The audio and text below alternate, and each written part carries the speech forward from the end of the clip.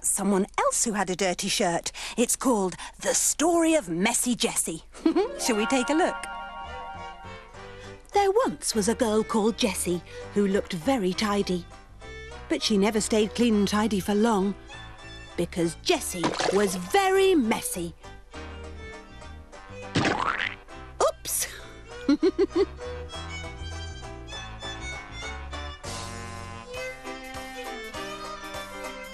Whatever Jessie did, she always ended up in a mess, and that's why everyone called her Messy Jessie. One day, Messy Jessie was on her way to the park when she met a groovy fashion designer. She stopped to see what he was doing. He was trying to design a fantastic new T-shirt, but he couldn't come up with any ideas. Messy Jessie couldn't help him, so she skipped off. Messy Jessie bought an ice cream, but whoops! Oh, however careful she tried to be, she always ended up in a mess. She wasn't happy. The groovy fashion designer still had no idea what design to put on his T-shirt. Just then, Messy Jessie walked by and suddenly he had an idea. When she had gone, he got to work. First, some orange juice. Then some cornflakes. Then some toothpaste. And finally, 2 dollops of ice cream. His masterpiece was finished. Later that day, there was a ring on the doorbell. Sad Messy Jessie opened the door. Oh, it was the groovy fashion designer wearing a T-shirt just like hers. "Thank you," he said. "Your messy T-shirt really helped me with my fashion design. And guess what? Now everyone's wearing T-shirts just like Messy Jessie's." And you know, that really cheered Messy Jessie up. That was a great story, Matilda. I know a story about 2 people who wanted to give some birds a bit of a fright. It's called The Story of Mr. and Mrs. Greenfingers. Shall we take a look? Mr. and Mrs. Greenfingers were very good at growing things. They spent many happy hours looking after their beautiful garden. They grew the brightest coloured flowers you'd ever seen. And they planted seeds to grow the largest, juiciest vegetables for miles around. But Mr. and Mrs. Greenfingers had one problem. Birds! The birds loved to visit their vegetable patch and eat the seeds that they planted. And if the birds ate the seeds, then no vegetables would grow. Mr. and Mrs. Greenfingers spent hours banging at the windows and rushing outside to shoo them away. The birds would go, but then they would always come back again. Mr. and Mrs. Greenfingers were very upset. Then they had an idea. They made a scarecrow for their vegetable patch. They were sure that that would frighten the birds away. But do you know what? The birds seemed to like him. He didn't scare them at all. And more birds than ever came to eat the seeds. Mr. and Mrs. Greenfingers didn't know what to do. Then they had another idea. They collected lots of wood and got busy building something in the garden, while the birds watched on from the scarecrow. They carried on building all afternoon. And the birds just wondered what it was. Finally, they were finished. It was a bird table. On went the bird seed, and off they went to see if their plan would work. And it did! A bird flew straight over to the table to try some of the tasty crumbs and nuts. "Look! It's working!" said Mr. Greenfingers. And then all of the birds flew over for a truly tasty snack. Problem solved! And that year, the Greenfingers vegetables grew bigger and juicier than ever before, because the birds had stayed away from all of the seeds in the vegetable patch. Thanks, Matilda. Oh, I love someone else who wanted to play an instrument just like you. It's called The Story of Little Leaf.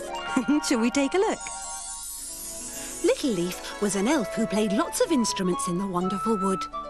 When he blew his flute with a toot, toot, toot, all the Tweety birds joined in. And when he banged his drum with a boom, boom, boom, all the rabbits hopped with joy. One day, Little Leaf played his drum so loudly, boom, boom, boom, that it woke the Lilac Fairy who lived behind the hill. The Lilac Fairy was very cross. She stomped down to the wonderful wood, and she snatched his drum, and she snatched his flute, and she stomped off. What a rude fairy, thought Little Leaf, as she stomped back up to her home behind the hill. The wonderful wood fell silent. The birds stopped twittering, and the rabbits stopped hopping. Poor Little Leaf, he didn't have an instrument to play. Oh, then he had an idea. He took 2 twigs and used them as sticks to drum on the trunks of the trees.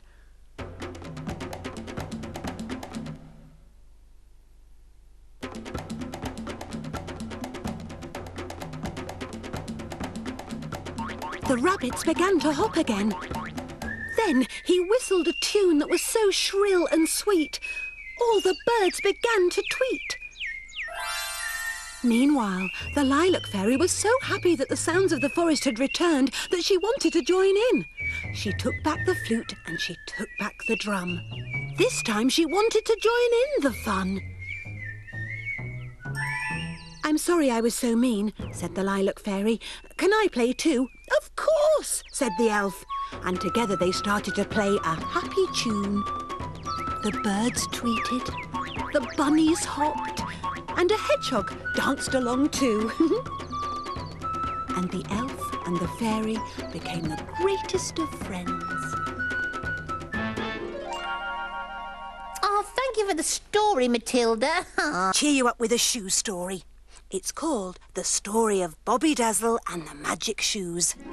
Shall we take a look? Once there was a famous pop star called Bobby Dazzle, who was really rather rude and big-headed.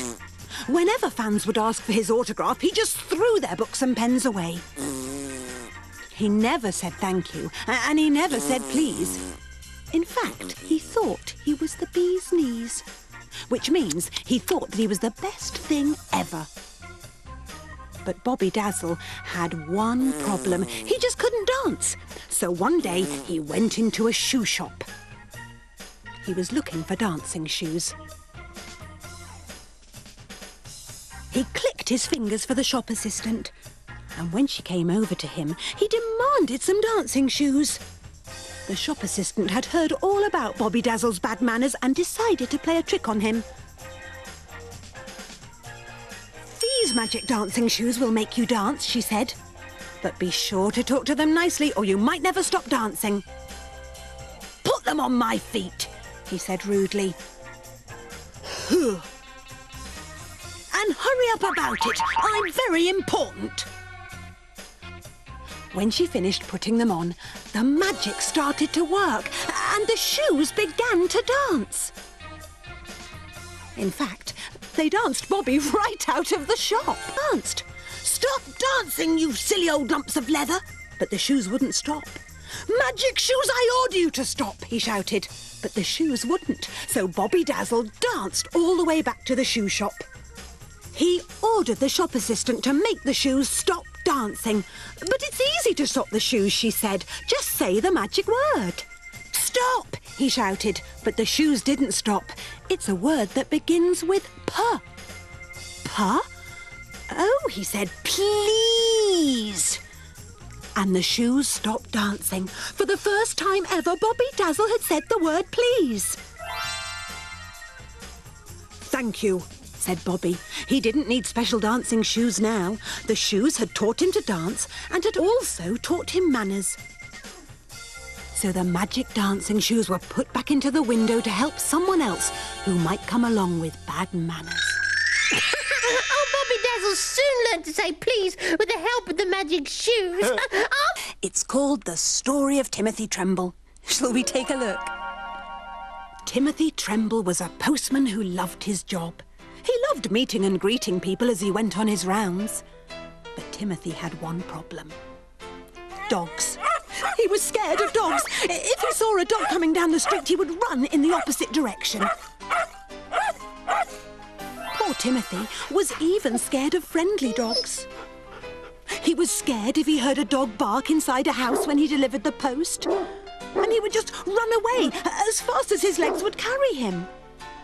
He was even scared of the tiniest, cutest puppy dog. He couldn't help it. He was just plain scared of dogs.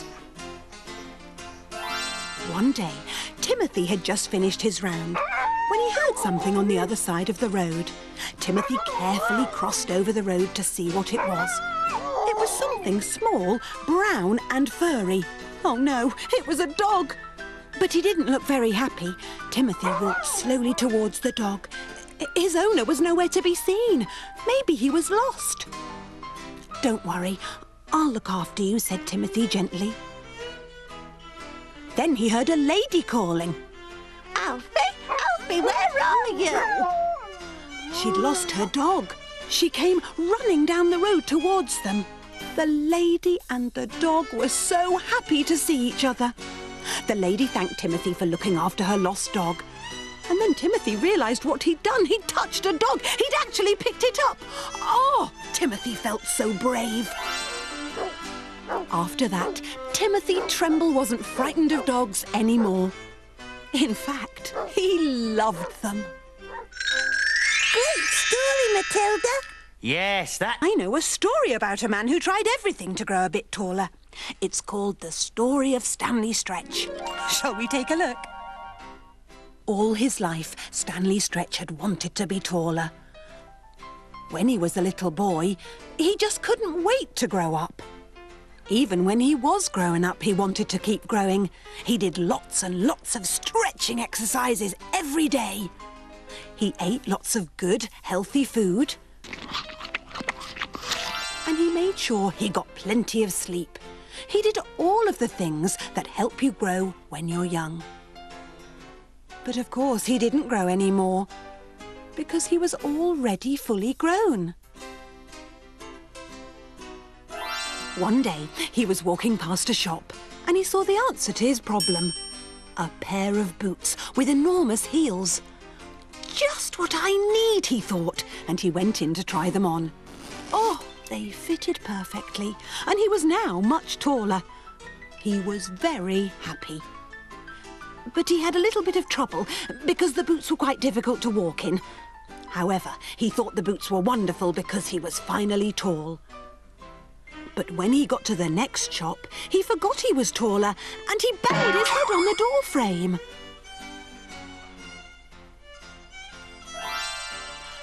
Soon he'd done all of his shopping and he made his way back home. But he began to wonder if the boots were such a good idea after all. He had to sit down and rub his aching feet. Ooh. When he got home, his feet were hurting so much that he just had to take the boots off. Oh, it felt so good to put his feet up.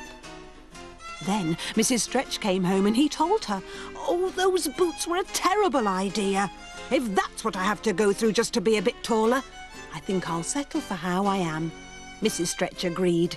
She liked him just the way he was. That was so funny. Thanks, Matilda. Hey, to be an artist, I know a story that's full of wonderful paintings. It's called The Story of Mr. Ballyhoo and His Trip to the Art Gallery. Shall we take a look? This is Mr. Ballyhoo. He's a lovely man, but there's one thing you should know about him. He's very noisy. He even wears noisy clothes. And clonky shoes. He's noisy at the table when he's eating his breakfast. And he's noisy when he's washing up.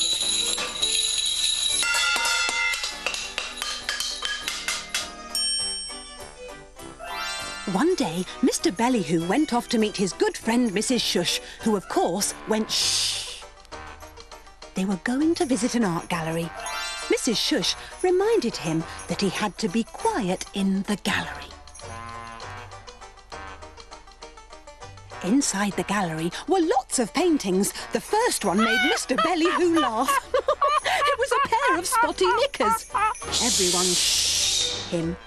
Mr. Ballyhoo apologised and they moved on to the next painting. Mr. Ballyhoo was confused. What was it? It was a stripy pink sheep. Mr. Ballyhoo bleated like a sheep, and everyone told him to shh. They moved on to the next painting. Mr. Ballyhoo knew what that was. It was a smelly sock. Shh, said Ruby. Shh, shh, said Mrs. Shush. Mr. Ballyhoo said that from now on he would try to be very quiet. He quietly wondered what the next painting was supposed to be.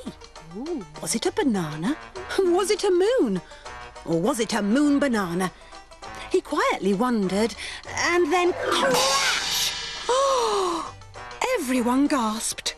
Shh, said Mrs. Shush. Poor Mr. Ballyhoo couldn't even be quiet when he tried. Oh, that was a funny story. Yeah. I know a story about someone who was feeling a bit down. The story of the grumpy princess who lived in a beautiful castle. One day, she woke up feeling very grumpy. She got out of bed and stomped around her bedroom. Ugh. But she still felt really grumpy. Just then, her friend Jasper the Jester turned up.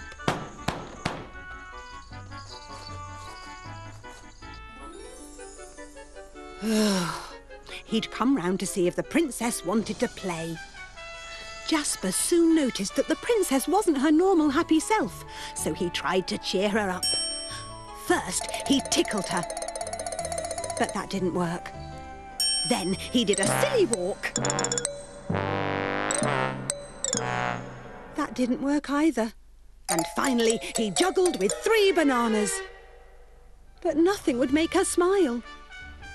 The jester decided he needed help, so he called some of the princess's friends. Whilst he was waiting for them to arrive, Jasper decided to eat a banana. Tasty. When he finished, he did a really silly thing and put the skin on the floor. Jasper asked the princess's best friends to do whatever they could to make the princess less grumpy. Helen told a funny joke. How do you stop a skunk from smelling? Stick a peg on its nose. Rosalind did a silly dance. And Morgan made a funny face. Oh, but nothing seemed to cheer the princess up. She got up to go, but as she began to walk off, she slipped on Jasper the Jester's banana skin and fell onto her bottom. She was already grumpy. Surely this would make her even grumpier. But to everyone's surprise, she started to smile. And then she started to giggle. And then she laughed. And laughed. And pretty soon, everyone was laughing.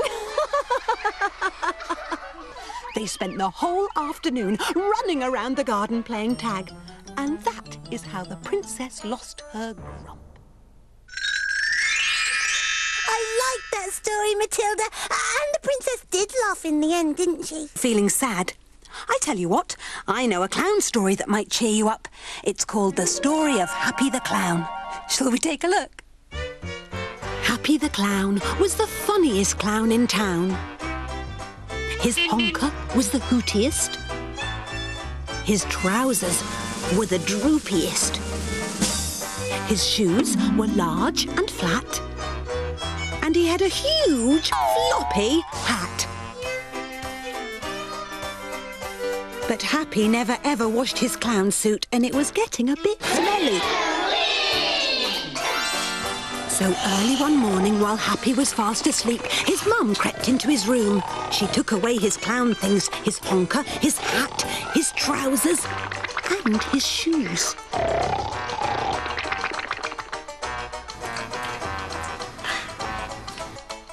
And she put them all into the washing machine. In went his honker that was ever so hooty. In went the trousers all baggy and droopy. In went his shoes that were large and flat. She even washed his huge floppy hat.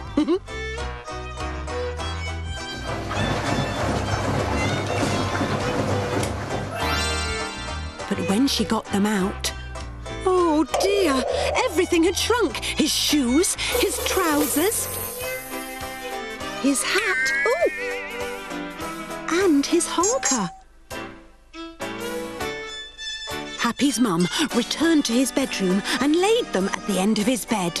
His honker, his hat, his trousers and his shoes, hoping that he wouldn't notice.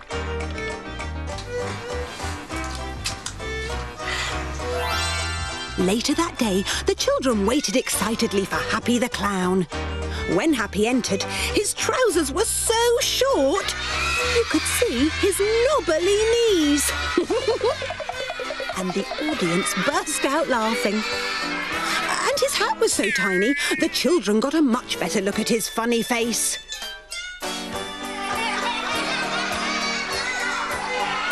Happy tried to walk around in his tight shoes. It was a very silly walk indeed. And when he dropped his juggling balls and bent down to pick them up, his trousers split, showing his spotty pants. Thanks to his mum, Happy was funnier than ever. And he smelt very nice too. Oh, I loved it when Happy's trousers split. That was a funny story, Matilda. Who didn't like the dark? It's called The Story of Wally Rabbit. Shall we take a look? Oh, yes, please. There once was a rabbit called Wally. And like all rabbits, Wally loved hopping about in the grass. Wally had a best friend called Molly. Wally and Molly hopped around all day, and they were very happy. Unlike other rabbits, Wally didn't eat carrots. He'd never even tried them. He just didn't want to eat them. Oh well, all the more for Molly. It began to get dark. Unlike other rabbits, Wally was afraid of the dark. Come on, it's time to go to sleep, said Molly. No, it's really dark underground, said Wally. So Molly hopped off on her own. Across the fields and up the hill towards the underground burrow where all of the rabbits slept at night. One dark night, Wally was out on his own reading his Rabbit's Facts book, when suddenly he read something amazing. Carrots help you see in the dark. Wow, thought Wally. Let's see if it works. If I could see in the dark, I could sleep underground with my friends. He picked up a carrot and decided to take a bite. To his surprise, it was delicious. But will carrots help me see in the dark? He thought. He turned off his torch. And to his surprise, it worked. He could see absolutely everything. I must tell Molly. He picked up another carrot and he hopped off. Up the hill he went to where the rabbits slept. I like carrots and I'm not afraid of the dark anymore, he told Molly. And he was never lonely again. Oh, that was a great story, Matilda. Yeah. Yes, I can't seem to make up my mind about anything. Well, I know a story about someone else who had trouble deciding things. It's called The Story of Wilma Wobble. Shall we take a look? Wilma Wobble could never make up her mind about anything. She could never choose what to wear. Would it be this hat? Or would it be that hat? She could never even choose what to eat, an orange or an apple. One day, she was going for a walk with her friend Cyril Certain, but she just couldn't decide whether to go to the park or to the river. Cyril Certain thought they should toss a coin. If it was heads, they'd go to the river, and if it was tails, they'd go to the park. It was tails, and so it was off to the park. Cyril gave Wilma the coin to help her make up her mind. Oh, she thought it was a great idea, and off they both went to the park. The next morning, she couldn't decide which dress to wear, the red dress or the blue dress. So she tossed the coin to help her decide. It was heads. That meant she would wear the red dress. When she was ready to go out, she couldn't decide whether to take her umbrella or not. So she tossed the coin again. Tails, so no umbrella. And off she went. But she hadn't gone very far before it suddenly started to rain. I wonder if the coin had made the right choice, she thought. At the bakery, she couldn't decide whether she wanted a donut or a cream cake. So she decided to toss the coin again. Oh, but whoops! The coin fell down a drain. Without my special coin, how will I ever make up my mind, said Wilma. Then suddenly she had an idea. Oh, I fancy a donut more than a cream cake. So she went and bought a donut. Wilma Wobble was very proud. At last, she'd made up her mind about something without the coin doing it for her. You see, Squeak, Wilma Wobble learned to make up her own. I know a story about a young man who had a lot of problems getting a wedding present. It's called The Story of Billy Blunder. Shall we take a look? Once, in a town not far from you, lived an ever so slightly clumsy young man called Billy Blunder. Oh, that's him now. Watch where you're going, Billy. One day, Billy Blunder went shopping to buy a wedding present for his friend's wedding. When he arrived at the shop, Mrs. Primrose, the shop assistant, greeted him with a big sunny smile. He wanted to buy a wedding present, but he didn't know what. Mrs. Primrose said, "I've got just the thing, a pretty china teapot." Billy Blunder examined the spout, lifted the lid and looked inside. Then he turned the teapot upside down. Whoops! What a pity he forgot to hold on to the lid. Mrs. Primrose didn't have another teapot like it, so she helped him choose a different present. An elegant and delicate glass bowl. Billy Blunder thought it was perfect. Oh! He pretended to drop it. Only joking. He set off home with the bowl carefully wrapped up. But he really shouldn't be dancing and swinging the bag round like that. Oh! Mrs. Primrose was sorting her shelves when who should enter but Billy Blunder, with his bag filled with the broken bowl pieces. Mrs. Primrose sighed and shook her head. "Don't worry, I've got something else." She picked out an exquisite vase and handed it to him. Billy Blunder took it, carefully cradled it in his arms like a baby, and he left the shop. Now all Billy needed to do was wrap it up. But of course, it wasn't that easy for Billy Blunder. Whoops! Mrs. Primrose was busy when... Guess who was back? Yes, it was Billy Blunder. He showed her the broken vase. This time, she would pick out the perfect present that he couldn't break, a tin tray. It was just the job. The wedding was in full swing. Billy arrived with his present. Whoops! Never mind, Billy. You can't break a tin tray. He gave them their wedding present. Oh, they were delighted. Time for a wedding photo. Everybody smile at the camera. Oh, dear, Billy. That was a funny story, Matilda. Pirates, it depends what sort of treasure you're looking for. I know a story about a young lady who found her perfect treasure. It's called The Story of a Princess Looking for Her Prince. Shall we take a look? Once there was a king who had a very lovely daughter. Her name was Princess Precious. She didn't wear big dresses and glass slippers like some princesses. She preferred to wear dungarees and spotty pink welly boots. Princess Precious loved gardening, especially watering her cabbages and cauliflowers, and rescuing caterpillars from the cabbages. One day, her father, the king, had something to say to her and called her over. The king decided it was time for Princess Precious to choose a husband. "Oh, goody!" said Princess Precious, who thought it was a jolly good idea. Lots of fine gentlemen came from far and wide to marry the princess, including one on an invisible horse.